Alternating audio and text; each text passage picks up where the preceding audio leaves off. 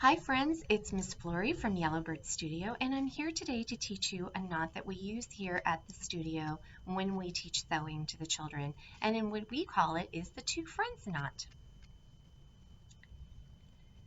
So what you're going to need is you're going to need a needle, and you're going to need your yarn or string, whatever you're using to sew with. Now your needle has something called an eye, so you're going to do something called threading the needle. You're going to take one end and you're going to push it through the eye of the needle. Now I made it look really easy because my needle is nice and big, yours may be smaller, and it may take you a little patience and practice to get it through. But once you have your needle all the way through, you're going to fold your thread so that it's even, and it almost looks like you've made a necklace. So now that your thread is folded in half, you're going to line up your ends so that they're matching together, almost like they're two friends standing with each other. So what we're going to do is we're going to imagine that they are two friends standing together, and we're going to take our two friends and we're going to make a loop. And we're going to make the friends walk over the thread, and we're going to make a loop. It almost looks like a cursive E if you know about cursive.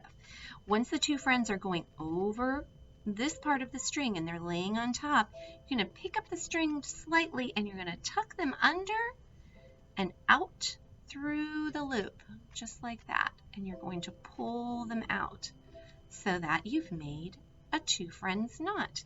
Now you might have a little extra hanging off here, and what we recommend is that you cut the extra, but don't cut the knot, because if you cut the knot, you'll have to tie it all over again.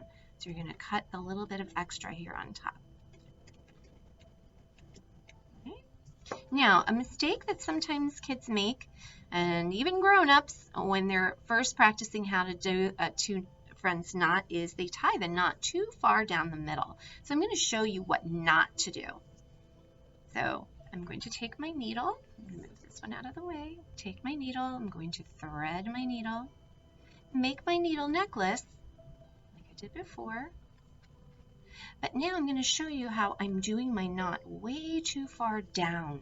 And sometimes some of the thread that you use has been measured out to finish the project exactly, so that if you cut your thread because your knot is too far down the middle, you won't have enough thread to finish your project. So you want to make sure that your knot is as close to the end of near the end of the two friends as possible. So this is the wrong way to do it, is if you make your loop way down here in the middle, and then you pass your two friends through and you pull them out.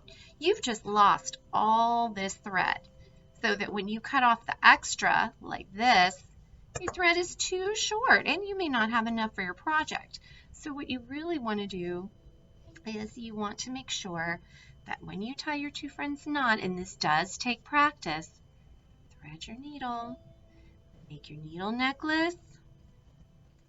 I've got a little bit of extra here that I'm going to just take off.